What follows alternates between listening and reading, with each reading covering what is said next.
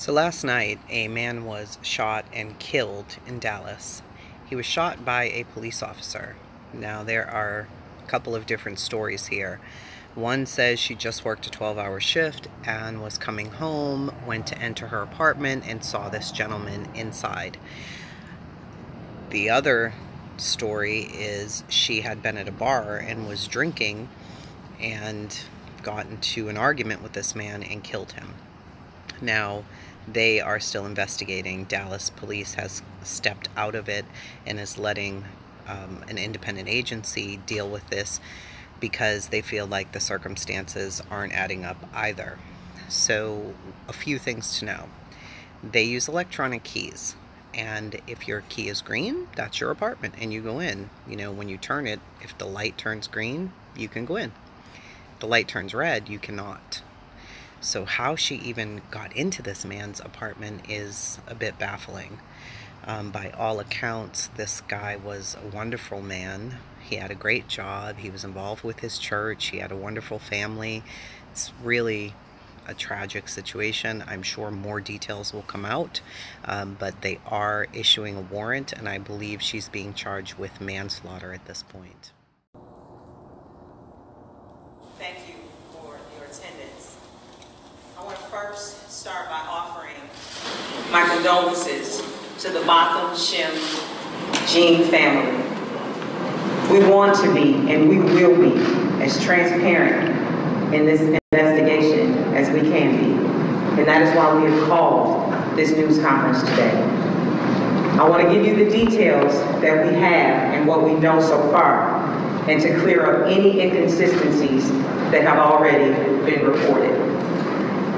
Last night, a female Dallas police officer returned to what she believed to be her apartment after her shift had ended. She was still in uniform when she encountered Mr. Jean in the apartment. It's not clear what interaction was between them, her and the victim. But at some point, she fired her weapon, striking the victim. She called 911. Officers responded in about 4 minutes. Dallas Fire Rescue also responded and took Mr. Jean to the hospital, where he later died. At the very early stages of this investigation, initial indications were that we were dealing with an officer-involved shooting. However, as we continued the investigation, it became clear that we were dealing with what it appears to be much of a very unique situation.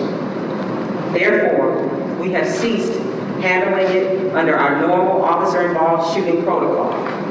A blood sample was drawn to test the officer's level for drugs or alcohol, and at my request, we are in the process of obtaining a warrant based on the circumstances that we have right now. We have also invited the Texas Rangers to conduct an independent investigation. They have just arrived a moment ago, and they are currently being briefed. I have spoken with the Jean family, his sister Elisa specifically. My condolences have been given to them, and we have reassured them that we are working diligently and that we have invited an outside agency to investigate this. Right now, there are more questions than we have answers. We understand the concerns of this community, and that is why we are working as vigorously and as meticulously as we can.